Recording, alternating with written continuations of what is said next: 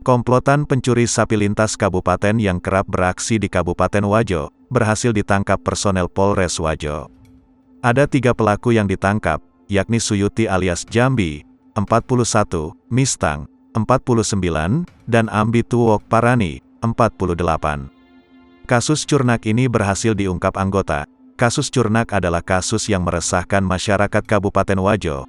Banyak yang mengeluhkan kehilangan ternak, kata Kapolres Wajo, AKBP Muhammad Islam Amrullah, saat menggelar jumpa pers, Rabu, tanggal 28 Juli tahun 2021.